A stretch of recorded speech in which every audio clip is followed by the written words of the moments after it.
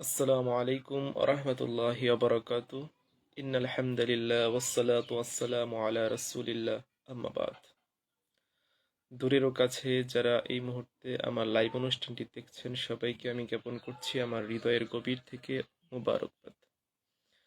আজকে আপনাদের সামনে আমি যে বিষয়টি নিয়ে উপস্থিত হয়েছি সেটি হলো সারা পৃথিবীতে একদিনে রোজা এবং ঈদ করা।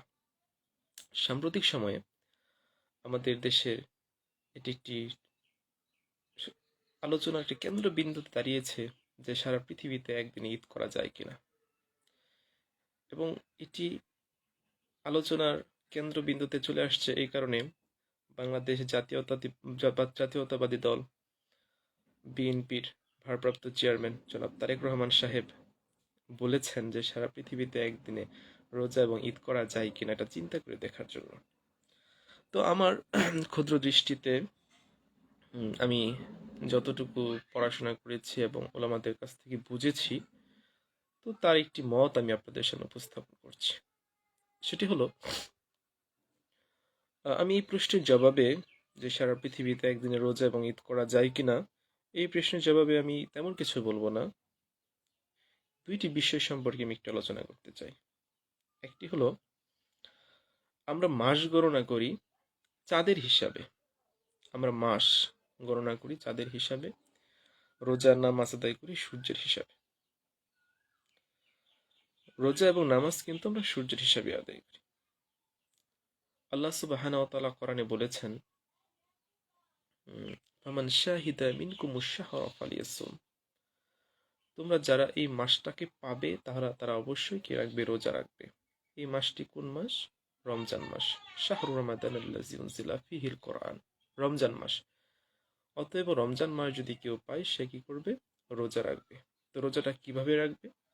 আল্লাহ নবী সাল্লাল্লাহু আলাইহি ওয়াসাল্লাম সেটা বলে দিয়েছেন, সুমু লিরুইয়াতিহি ওয়া আফতিরু লিরুইয়াতিহি।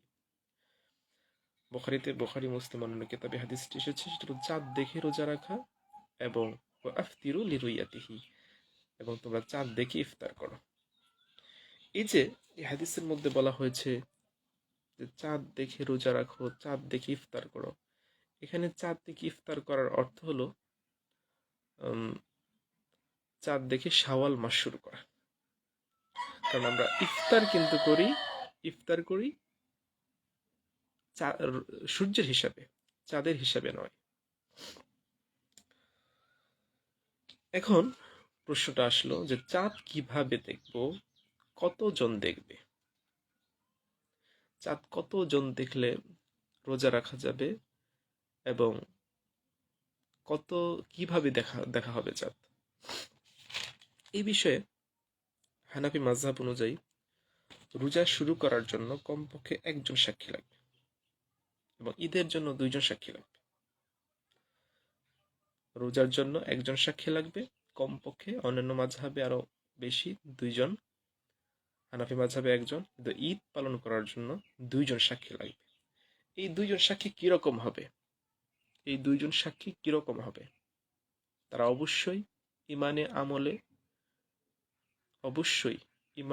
এবং নেককার পরহেজগার মুসলিম হতে হবে। যেন তেন মুসলিম হলে তার সাক্ষী গ্রহণযোগ্য নয়। এই মর্মে সূরা আবু দাউদ এর একটি হাদিস আপনাদের সামনে উপস্থাপন করছি। ইবনে উমর রাদিয়াল্লাহু তাআলা আনহু বলেন, লোকেরা চাঁদ দেখতে চাইল, আমি চাঁদ দেখলাম, রাসূলকে জানালাম, তিনি রোজা রাখলেন এবং বাকিদেরকে রোজা রাখার আদেশ দিলেন। এখানে হযরত ইবনে উমর রাদিয়াল্লাহু তাআলা আনহু চাঁদ দেখেছেন, রাসূলকে সংবাদ দিয়েছেন। উনি একা চাঁদ দেখেছেন, রাসূলকে সংবাদ দিয়েছেন, রাসূল রোজা রেখেছেন, বাকিদেরকে রোজা রাখার নির্দেশ দিয়েছেন। এক্ষেত্রে স্পষ্ট প্রতীয়মান হয় যে রোজা রাখার জন্য একজন চাঁদ দেখলে হয়। এই মর্মে আবু দাউদে এবং আব্দুল্লাহ ইবনে মাসউদ থেকেও হাদিস রয়েছে। তো আমি ক্লিয়ার করলাম যে চাঁদ কিভাবে দেখতে হবে। চাঁদ কয়জন দেখতে হবে? রোজা রাখার জন্য একজন, আর ঈদ পালন করার জন্য দুইজন সাক্ষী লাগবে যে তারা চাঁদ দেখেছে। এখন প্রশ্ন আসলো, চাঁদ কিভাবে দেখবে? চাঁদ দেখতে হবে চর্মচক্ষু দিয়ে। এই চোখ দিয়ে। টেলিস্কোপ দিয়ে চাঁদ দেখলে হবে না। আমি আবারও বলছি, টেলিস্কোপ দিয়ে চাঁদ দেখলে হবে না। আমার জানা মতে মোটামুটি রেঞ্জের একটা টেলিস্কোপ দিয়ে প্রায় 4 লক্ষ কিলোমিটার দূর থেকে দেখা যায়। দূরের গ্রহের, দূরের আকাশের বিষয় দেখা যায়। কিন্তু দেখলে হবে না, চাঁদ দেখতে হবে আহ, নিজে থেকে, চামড়ার চোখ দিয়ে চাঁদ দেখতে হবে। অন্য কোনোভাবে চাঁদ দেখলে সে সাক্ষী গ্রহণযোগ্য হবে না। কারণ রাসূল সাল্লাল্লাহু আলাইহি ওয়াসাল্লামের যুগে এবং তার সাহাবাদের যুগে, পরবর্তী যুগে সালাফদের যুগে কেউ টেলিস্কোপ দিয়ে চাঁদ দেখেনি। চাঁদ দেখেছে চামড়ার চক্ষু দিয়ে। অন্য কোনোভাবে চাঁদ দেখলে সেই চাঁদ দেখার সাক্ষী শরীয়তে গ্রহণযোগ্য হবে না। এখন আসুন, যে বিষয়টা নিয়ে আমাদের সমাজে প্রায় আলোচনা হয়, যে সৌদি আরবের সাথে মিল রেখে, সৌদি আরব হলো মধ্যপ্রাচ্যের দেশ। চাঁদ তো সৌদি আরবে আগে ওঠে না। চাঁদ আগে উঠে আমেরিকাতে, যেটা সর্বপশ্চিমের দেশে। আমেরিকাতে চাঁদ আগে উঠে।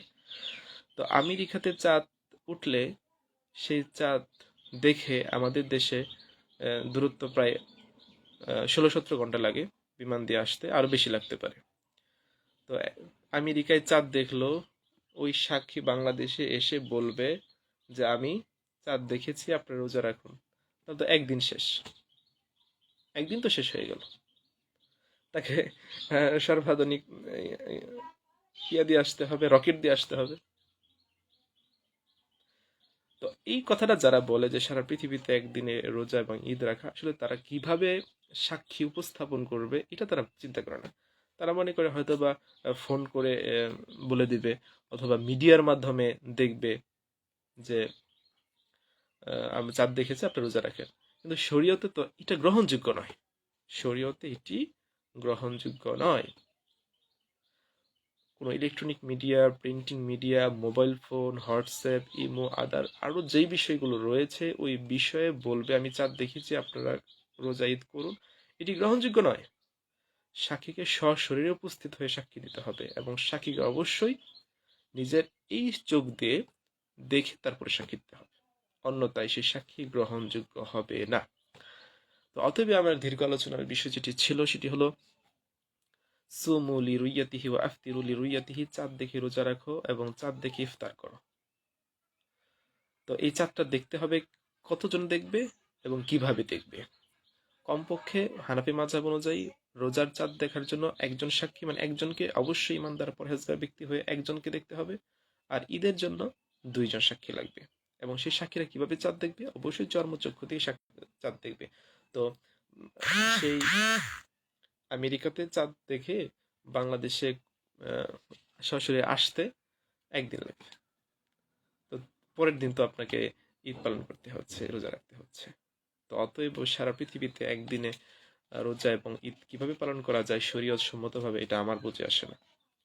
বাদ বাকি আমাদের ওলামায়ে কেরাম যারা রয়েছেন, বিজ্ঞ স্কলারগণ যারা রয়েছেন, তারা মতামত দিবেন। আমি আমার ক্ষুদ্র দৃষ্টিভঙ্গি থেকে যেটুকু বুঝলাম, যেটুকু জেনেছি, আমি আপনাদের সামনে উপস্থাপন করেছি। আল্লাহু আলাম। প্রশ্ন আসছে, স্যার কেমন আছেন? আলহামদুলিল্লাহ ভালো আছি, তুমি কেমন আছো? তো ইনশাল্লাহ পরবর্তীতে ইনশাল্লাহ আবার দেখা হবে। আসসালামু আলাইকুম রহমতুল্লাহ।